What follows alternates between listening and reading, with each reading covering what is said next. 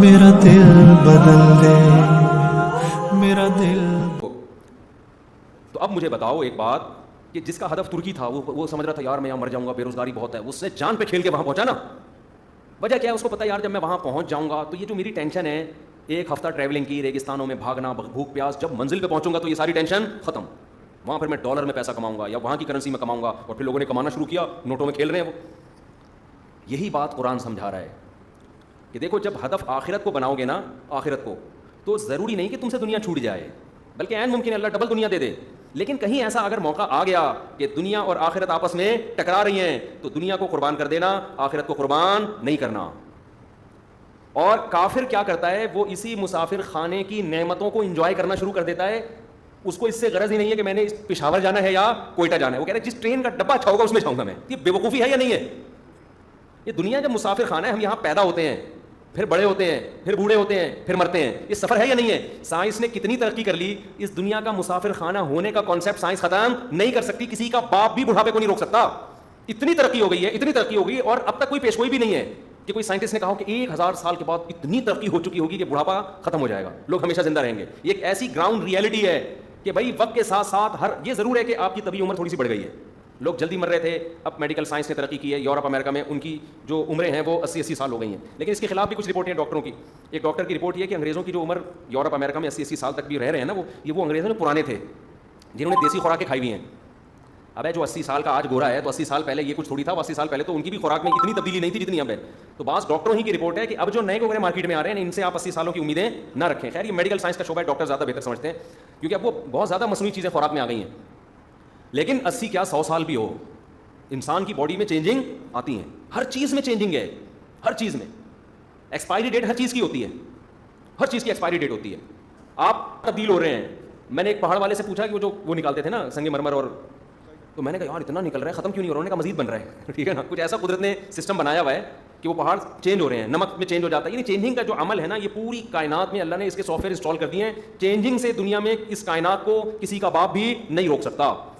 تو جب چینجنگ ہے تو ابھی تو قرآن کہتا ہے اختلاف اللیل والنہار، بار بار اختلاف کا تذکرہ کرتا ہے. اس کائنات میں جمود سکوت نہیں ہے، ساکن نہیں ہے، ہر چیز کیا ہو رہی ہے؟ تبدیل. تو تبدیلی تو آئے گی چاہے آپ چاہیں یا نہ چاہیں، لیکن اس قسم کی تبدیلی ہم نہیں چاہ رہے تھے جیسی آ گئی اب. تو اب میرے بھائی جب ایک گراؤنڈ ریئلٹی ہے کہ یہاں رہنا نہیں ہے، رہنا نہیں ہے، رہنا نہیں ہے، تو خدا کا واسطہ ڈبوں سے دل مت لگاؤ اور ڈبوں کو دیکھ کے خوش نہ ہوا کرو. آپ کا ہدف پشاور ہے، پشاور میں بہت کچھ دیا جا رہا ہے، گورنمنٹ کی طرف سے اعلان ہے کہ بھائی جو پشاور پہنچ جائے گا یہ الاؤنس، یہ الاؤنس، یہ الاؤنس، یہ الاؤنس. آپ نے دیکھا ہے کافر جو ہے وہ کوئٹہ کی ٹرین میں بیٹھا ہوا ہے کیونکہ وہاں کا اے سی پارلر بہت اچھا ہے، اور آپ بیٹھے ہوئے ہو اکانومی کلاس میں. اب آپ اس کافر کو دیکھ کے خوش ہو رہے ہو، یار یہ اتنی خوبصورت ڈبے میں بیٹھا ہوا ہے یار. تو آپ بے وقوف ہو یا نہیں ہو؟ بھائی وہ ہدف کی طرف تو جا نہیں رہے، جتنی بھی عیاشی کی زندگی گزارے. تبھی تو قرآن بار بار کہتا ہے لا یغررک تقلب الذین کفروا فی البلاد. اے نبی آپ ایمان والوں کو بتا دیں کہ کافروں کا زمین میں پھلنا پھولنا، نائٹ کلب، عیاشی، بڑے بڑے گھر، لائف اسٹائل، لگژری، ان چیزوں سے ہرگز دھوکے میں نہ آنا. متاع قلیل، کیا زبردست الفاظ ہیں. بہت تھوڑا سا سامان ہے دنیا میں انجوائے کرنے کے لیے جو ہم نے ان کو دیا ہے. متاع پتہ ہے کسے کہتے ہیں؟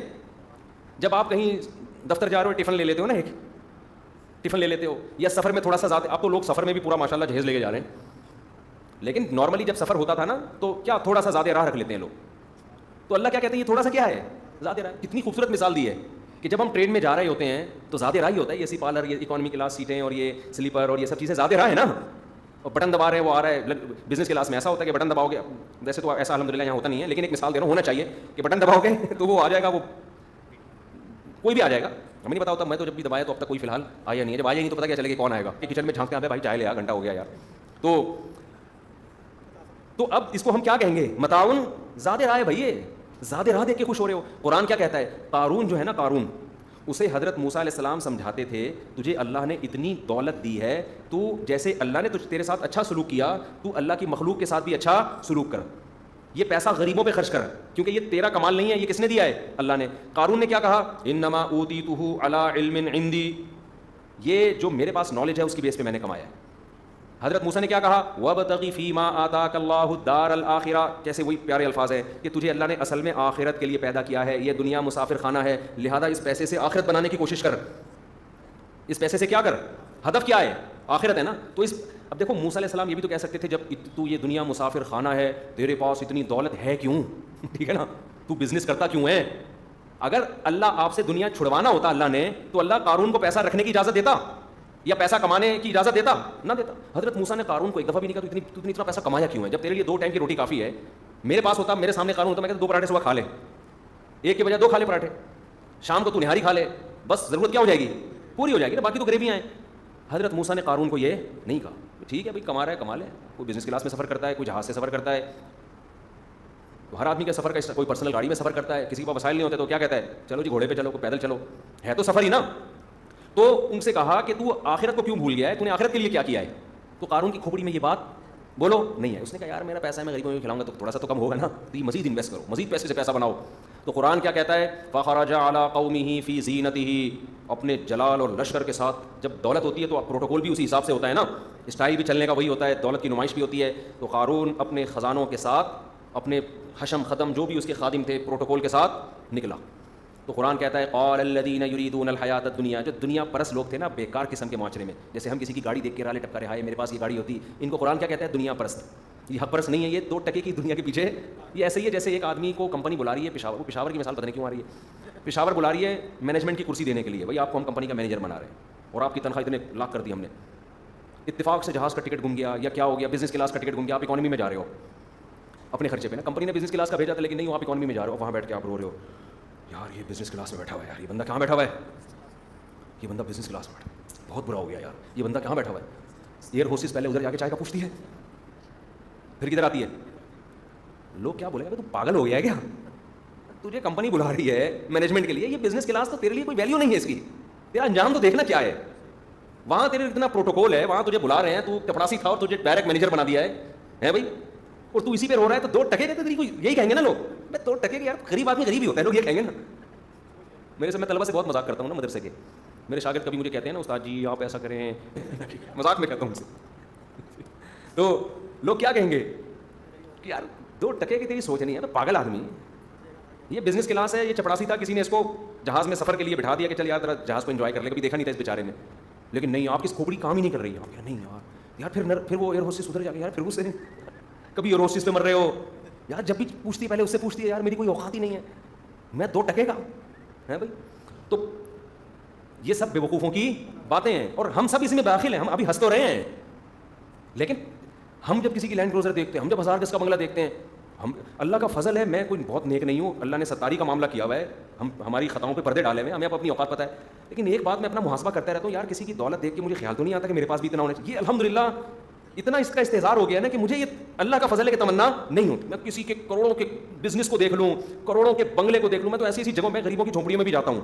میں ایسی دعوتوں میں گیا ہوں کہ بیچارے کے پاس بریانی پکانے کے پیسے نہیں تھے, جب بریانی کھائی نا ہم نے ولیمے میں, تو بس یہ نیت کر لی یا اللہ اس کو خوش کرنے کے لیے کھا رہا ہوں, ورنہ میرے حلق میں یہ اتنا غریب آدمی کہ جو ولیمے میں بریانی نہیں پکا سکتا بیچارہ, اس کے ولیمے میں بھی ہم گئے ہیں, خوشی سے گئے ہیں, اور ہم کروڑ پتی لوگوں کے گھروں میں بھی گئے ہیں.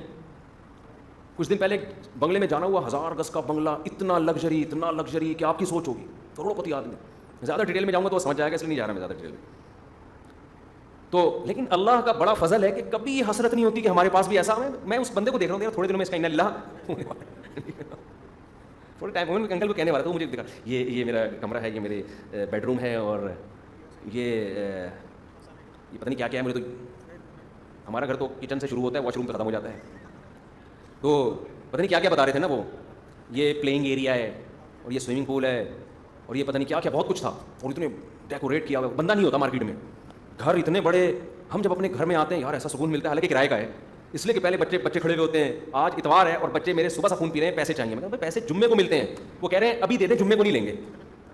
بچے نا میرے مغرب سے بعد سے پڑے ہوئے ہیں کہ ابو جمعے کے پیسے, میں نے بیٹا جمعے کے پیسے کب ملیں گے, جمعے کو ملیں گے. تو گھر میں رونق ہے الحمدللہ, اللہ نظر بس سے بچایا. بچوں کی باتیں کوئی اور پھینک رہا ہے. ایک نے آج مجھے میسج بھیجا, مجھے کارٹون کے لیے کمپیوٹر چاہیے, میں بہت رو رہا ہوں, میں بہت دیر سے رو رہا ہوں. یہ نا گھر والوں کے واٹس ایپ پہ اس نے مجھے, چھوٹا بچہ بالکل, تو مجھے بتا رہا ہے کہ میں, آپ نے دیکھا نہیں ہے مجھے, لیکن میں آپ کو خبر دے رہا ہوں کہ میں کافی دیر سے رو رہا ہوں. مجھے اتنی ہنسی آئی ہے یار.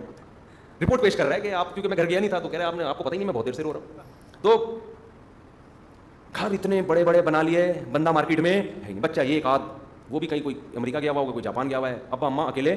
اب یہ بیڈ روم کا, یہ بیڈ روم ہے, یہ بھی کیا ہے, یہ بھی بیڈ روم ہے, یہ بھی کیا ہے, یہ بھی بیڈ روم ہے, یہ بھی بیڈ روم ہے. تو کیا ہے یہ, کیا کریں اس بیڈ روم کا, بیڈ ہی بیڈ ہے.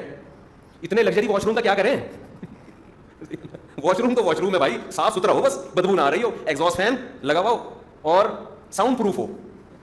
یہ ضروری ہے.